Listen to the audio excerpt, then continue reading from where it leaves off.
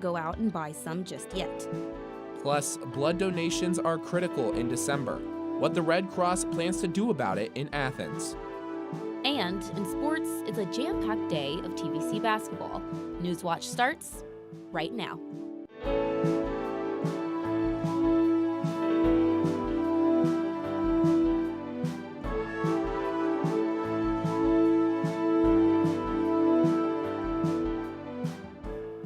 The two issues Ohioans voted to amend to the state's constitution last month are officially in effect. Good evening, I'm Jack Green. And I'm Silver Barker. Welcome to Newswatch. Starting today, people in Ohio can legally possess, use, and grow marijuana recreationally. And the catch, there's nowhere to buy it legally. And state lawmakers are trying to change that.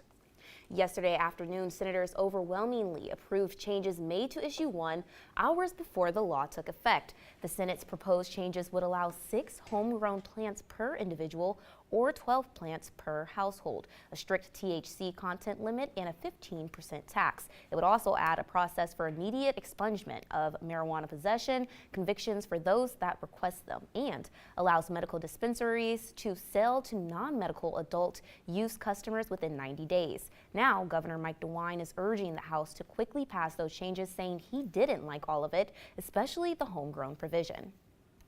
Also starting today, Ohioans have the constitutional right to an abortion in the state. Issue 1, an amendment guaranteeing the right to an abortion and reproductive health care, went into effect this morning. With the amendment now in place, state Democratic lawmakers are proposing a bill scrapping Ohio's 6-week abortion ban. Republican leaders are indicating they will not take up legislation as a result of Issue 1. A bill going after conservative complaints about liberal bias at Ohio's public universities heads to the House floor. Senate Bill 83 passed the House Higher Education Committee yesterday. The bill bans most mandatory diversity, equity, and inclusion training at publicly funded universities. The bill also prohibits universities from taking public positions on controversial topics, cuts the terms of university trustees from 9 to 6 years, and bans financial partnerships with China, not including tuition. The Senate Bill 83 is widely criticized by faculty and most student university groups. Republican House Speaker Jason Stephens says the bill does not have enough votes to pass in the House. The bill could be introduced as early as next week. Brian Chavez is the new senator for Ohio's 30th district. Following Frank Hoagland's retirement, Marietta Republican was sworn in yesterday to finish his term. Chavez is the manager and owner of Reno Oil and Gas, Chavez Well Service, and is the CEO of Deep Rock Disposal Solutions. He was an engineer at Intel and earned a degree in chemical engineering from the University of New Mexico. Chavez says he will run for the seat after finishing Hoagland's term.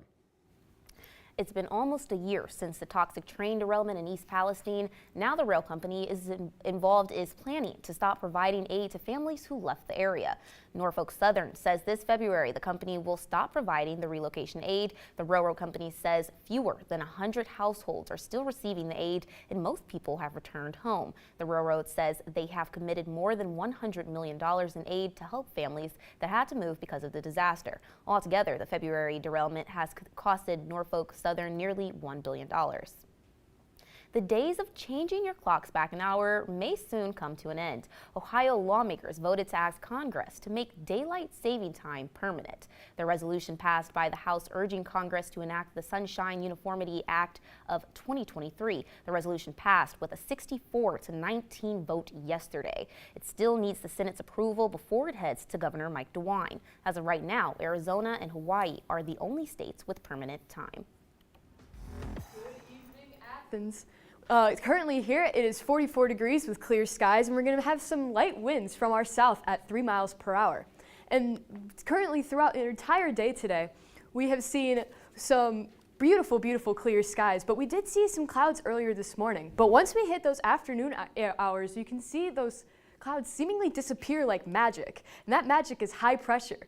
That high pressure system came into our deep south, and we even had more high pressure established in the Carolinas, bringing us those clear, beautiful sunny skies. Today we saw sunny skies with a high of 49, and tonight we're going to be seeing a low of 34 with partly cloudy skies, and tomorrow's sunrise at 7:34 a.m. That sunrise is creeping up on us late risers if you're also one, but we're going to take it right back to Silver at the desk. Thank you. Nelsonville City Council has a new president. Greg Smith was elected council president at last night's meeting, and Rita Nguyen was elected vice president. Smith was previously on council, and he has been removed 4 times. Smith also has multiple lawsuits open against the city. The council did not sign the code of conduct last night as the agenda stated. Instead, Smith made a motion to send it back to committee, and the majority of council agreed. The code of conduct will go back to committee and be reviewed by the law director. Jonathan Robe was also officially appointed as the law director. Athens residents are being advised to reduce and reuse their recycle. The city will get new trash and recycling cans under the city's new garbage contract. David Riggs, Athens code enforcement officer, says the bins are too contaminated to be recycled. He suggests residents to find another use for them, otherwise they will end up in the landfill. Rumpke, the city's new garbage collector, states the blue recycling bins provided a few years back might be eligible for recycle. A Gallia County man has been arrested in connection to the death of a 69-year-old man, David Freeman. Joseph P. Hernandez of Gallipolis, Ohio, was arrested on Wednesday, December 6, after days of investigation. Gallia County Sheriff Matt Chaplin released a statement saying, quote, "My office will be continuing to consult with the Office of Gallia County Prosecutors, Jason Hornan, as to charges in this matter. However, we are thankful to reach this point of resolution in this case and be in a position to seek justice for Mr. Freeman and his family," end quote. An Athens man faces charges of committing sexual acts with children. 62-year-old Lawrence Fetty pleaded not guilty at his arraignment yesterday. He was charged with 3 counts of rape and 2 counts of gross sexual imposition. The indictment accuses Fetty of engaging in sexual misconduct and/or contact over a prolonged period with 2 of the victims aged 10 and 7. Prosecutors asked Fetty to be held without bond. A hearing is scheduled for Tuesday, December 12th. Well, as we get closer to several holidays, many people may be excited to escape the weather, reunite with family, and exchange gifts. And one of those gifts that the Athens Red Cross wants to see you give this month is blood.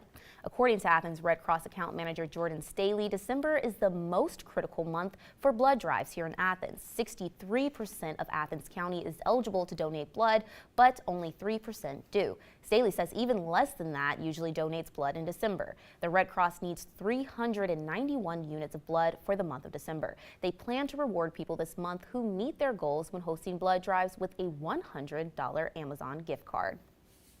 Coming up, new details about the mass shooting at a university in Nevada. And on the anniversary of the attack on Pearl Harbor, few survivors are left to tell its story. In the past couple of days, we've been seeing this trend of clear and sunny skies, but will that continue into our weekend? We'll find out in My Full Weather when Newswatch returns. We have much to be grateful for. Have you ever had that feeling you're exactly where you belong?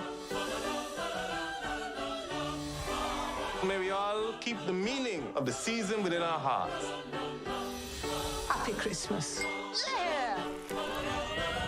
Stream classic Call the Midwife specials with PBS Passport, leading up to an all-new holiday special on Christmas Day.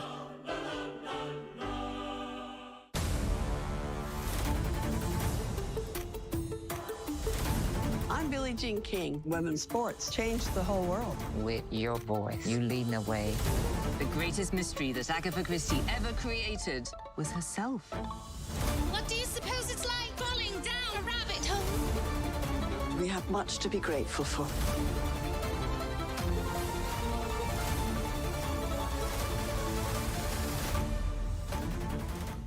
We wish you a Merry Christmas. During the winter of 1914, it was not unusual for little groups of men to gather in the front trench.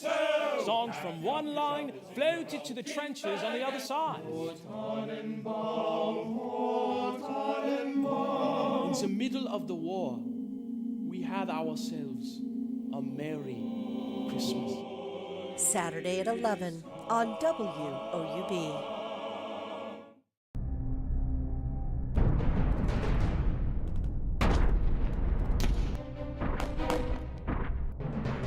They were fighting a war.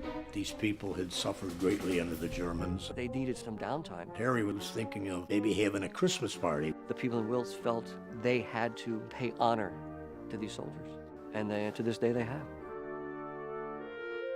Tonight at 9 on WOUB.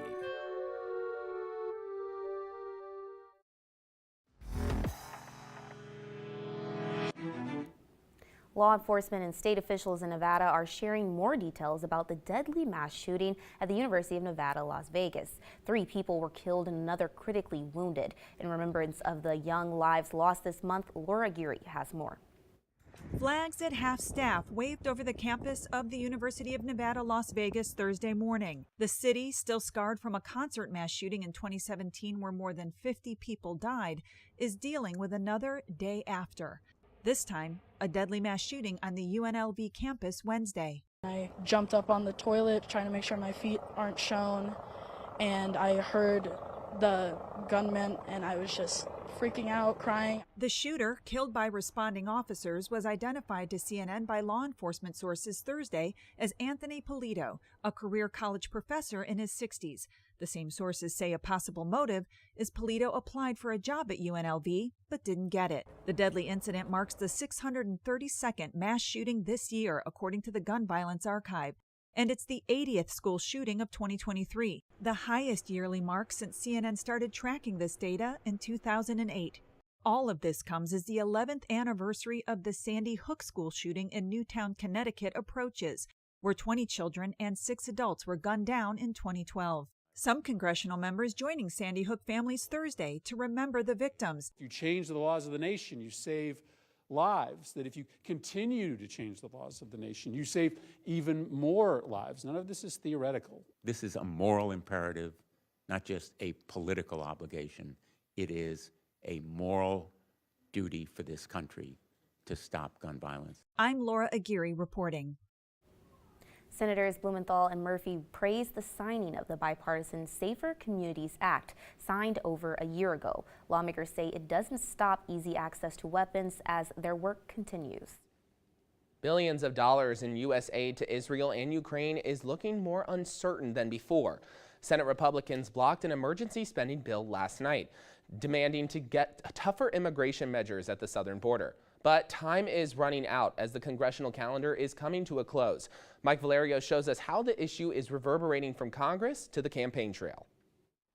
As war rages in Ukraine, Gaza, and Israel, battle lines are drawn in Washington over sending aid to U.S. allies. We can't let Putin win. It's in our overwhelming national interest and international interest of all our friends. We're more exposed here at home in the short term than Putin winning in Ukraine.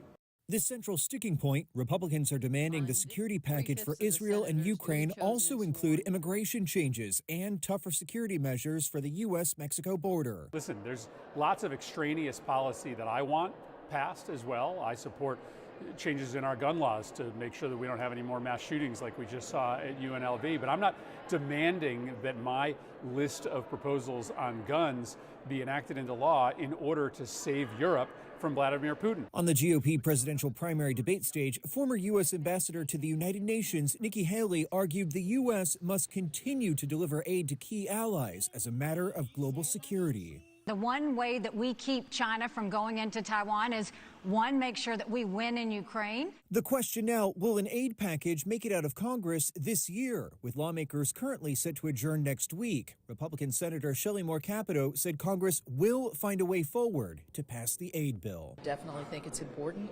but it's important to tie it with our national security, with 40 policy changes that this administration has acknowledged need to be done. I'm Mike Valerio reporting. Today, 82 years ago, was the bombing of Pearl Harbor that sent the U.S. into World War II. Pearl Harbor survivor Iowa Shab returned to the Hawaiian Naval Base today. He's just one of the 5 survivors that attended the ceremony in Hawaii. Today, the Pearl Harbor Remembrance Ceremony for the more than 2,300 servicemen killed in 1941, and the aging pool of Pearl Harbor survivors has been shrinking. The U.S. Department of Veterans Affairs doesn't have statistics for how many Pearl Harbor survivors are left.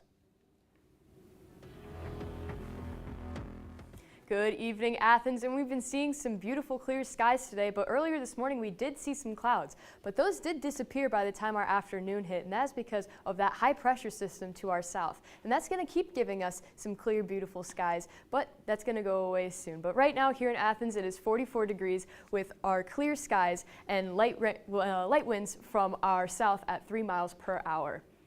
But we've been seeing above average temperatures today, and similar to us, we've been Pittsburgh and Detroit both. All three of us have been seeing above average temperatures for December.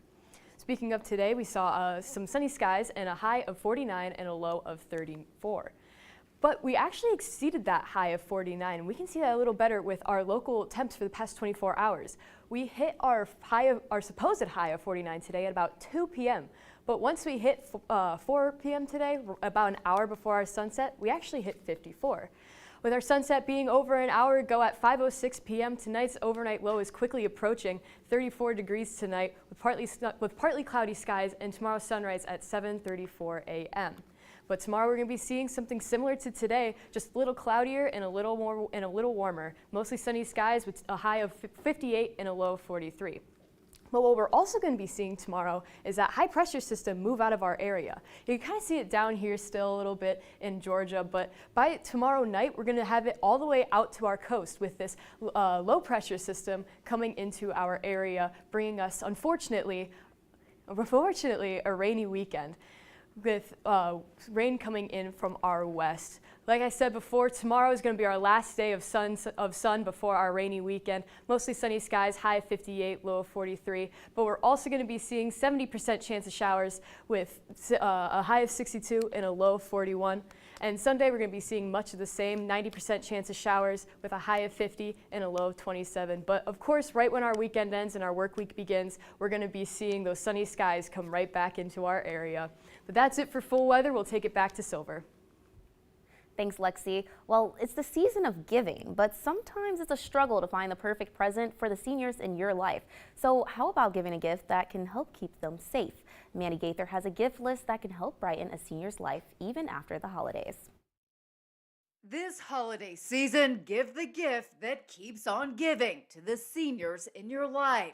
And so this is a great time of year to think about some of those opportunities that can help keep people living in their homes safely, give them a sense of independence. Orthopedic surgeon Carmen Quatman with Ohio State University's Wexner Medical Center says for the traveling senior, think about accessories like a vehicle support handle to help them get in and out of a car safely, or a lumbar support pillow to help with pain and stiffness. There's little pillows you can buy for camping that you can just put a couple of little puffs in, stick behind your back, put it under your legs for long car travel. Quatman says to help them stay hydrated with a personalized water bottle, or for those who have hand trimmers, weighted utensils and writing instruments can be a perfect present. But it can really help with some of those day-to-day activities that can be really frustrating. For the gadget-loving senior, smart devices for the home can be helpful.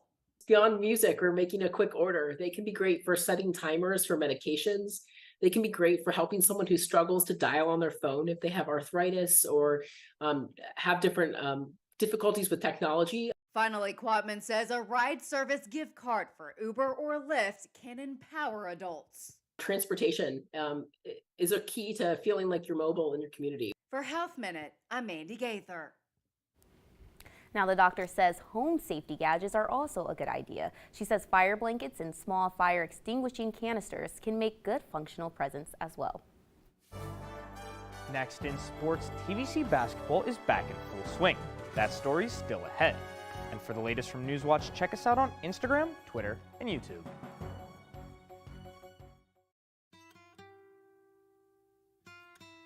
Chinese birth tourists travel to the U.S. to obtain citizenship for their newborns. A kaleidoscopic voyage into a global economy and the people caught in its web. How to have an American baby on POV. Monday at 10 on WOUB. That massive leak of Pentagon secrets on the gaming platform Discord.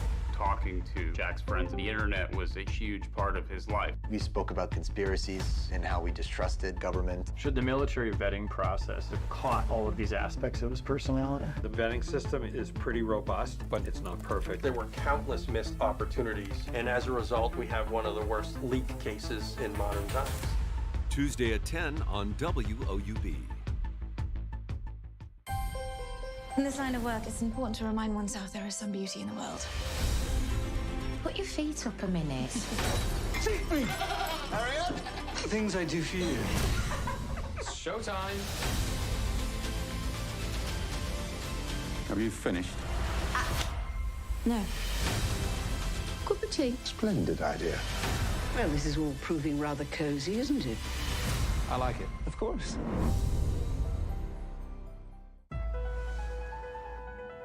You make a good team.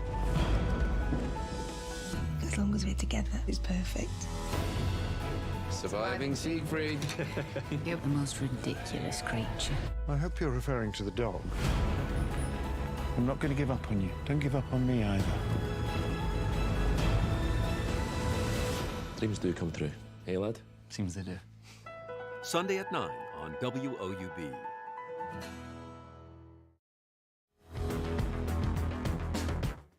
Welcome back to Newswatch. I'm Dylan Westmeyer. Ohio basketball took on the Youngstown State Penguins yesterday. The Bobcats fell to the Penguins with a final score of 72-70. With the loss, Ohio falls to 5-3 overall. The Bobcats were out-rebounded in this matchup 42-31. Rebounding is crucial for the undersized lineup that the Bobcats like to run. Ohio also struggled, shooting only 39% from the field and 33% from three. The Bobcats did see strong performances out of Sharif Mitchell, who led the team with 17 points, sophomore Aiden Hadaway, who had a career high of 14 points, and Elmore James, who notched his first double-double. The Bobcats return to the Convo Saturday to take on the Marshall Thundering Herd. Tip is set for 4 p.m. Making our way into Vinton County, the Vikings play host to the Nelsonville York Buckeyes. The Vikings come into the matchup with a 1-3 record and are hoping to snap a 3-game losing streak. The Buckeyes are 1-2 and hoping to continue the success that they found in their first win over the Eastern Eagles earlier this week. Traveling back to Athens, the Bulldogs are hosting the River Valley Raiders. Athens sits at 1-2 overall after dropping their last game to the Marietta Tigers. The Bulldogs need to start off strong in league play if they want to flip the script and win the TVC this season. River Valley is 2-1 as they make their way into the Plains. The Raiders have wins over Gallia Academy and Hillsboro. In Pomeroy, the Megs Marauders will host the Wellston Golden Rockets.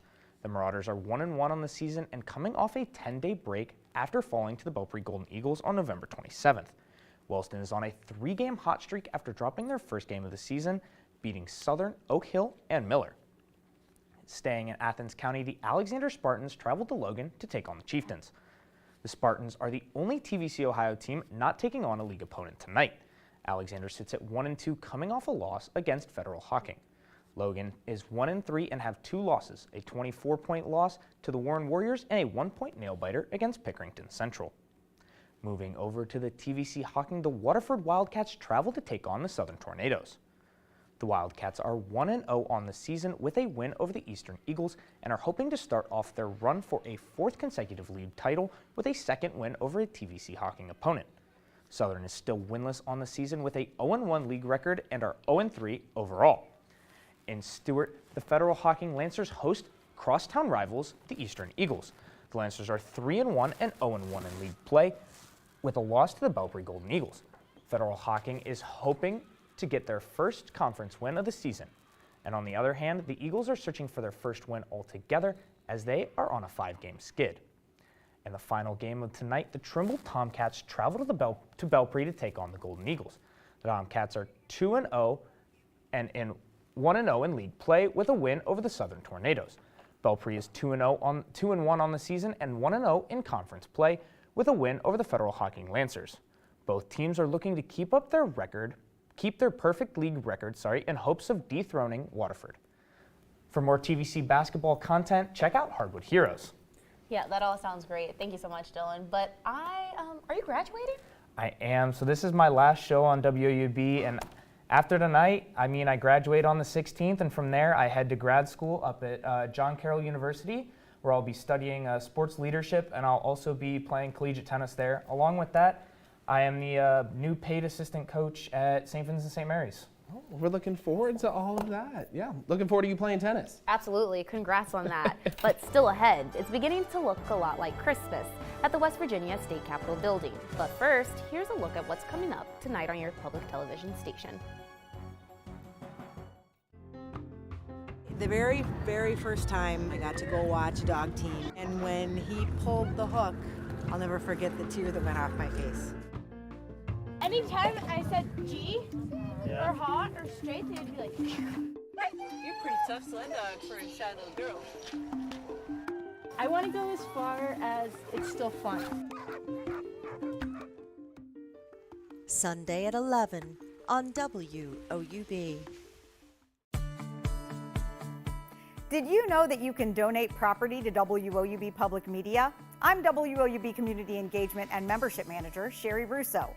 Donating property is a great way to support WOUB, and you may even claim a significant tax deduction. Properties in any location, condition, and format are eligible for donation to WOUB. Back taxes, mortgage balances, and deferred maintenance do not prohibit your ability to donate. Our program covers all loans, liens, commissions, and closing costs, so long as there is equity in the property. If you have a land, residential, or commercial real estate asset that's unused or costing you money, consider giving back to the station you love by donating it to WOUB. And the process is easy. Go to WOUB.org and click the Support tab to learn about property donations, along with many other ways to support WOUB.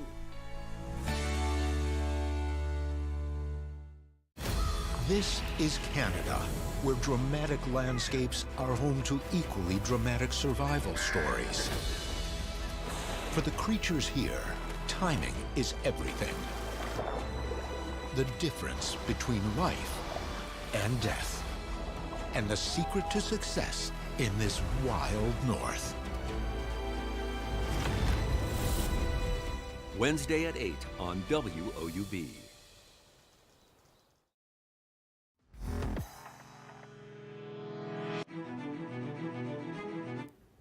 Welcome back. It's beginning to look a lot like Christmas at the Charleston, West Virginia Capitol Complex. Governor Jim Justice and First Lady Kathy Justice kick off the holidays at the annual Joyful Night celebration yesterday evening. The celebration begins with the lighting of a 50-foot ball, some fir tree, following the night's activities. The event offers many options to spread the holiday cheer, from holiday-themed readings to ornament competitions. It's an opportunity for West Virginia citizens to come together and celebrate the holidays in unity. Good evening, Athens, and currently here it is 44 degrees with clear skies and winds from the south at about 3 miles per hour. So overall, a pretty good night so far. However, that's going to cool off pretty quickly as the night progresses. Our overnight low is going to be in our low to mid 30s with a low tonight of 34 degrees and partly cloudy skies. But tomorrow's sunrise at 7:34 a.m. But tomorrow we're going to be seeing pretty much almost very close to what we saw today, just a little cloudier and warmer with mostly sunny skies and a high tomorrow of 58 and a low of 43. But tomorrow we're also going to start seeing that high pressure move out of our area, which unfortunately means we're going to be seeing a pretty rainy weekend. We're going to be seeing a 70% chance of showers on Saturday with a high of 62 and a low of 41, and also showers on Sunday 90% with a high of 50 and a low of 27. But of course, that low pressure is going to make its way out of our system by the time our week begins again. So that's it for weather. So hopefully you enjoy your final sunny day before the rain. You know, Lexi, I noticed something that's crazy is that it's December, and I saw 60 degrees on that 7. Yeah. We're seeing a lot of above average temperatures. Well, that is crazy. But that does it for our broadcast this evening. So thanks for watching. For Lexi Belpolsey and Dylan Westmeyer, I'm Jack Green. And I'm Silver Barker. Stay tuned for the PBS NewsHour coming next. And remember, you can find the latest news anytime at WOUB.org or follow us on social media. Have a great night.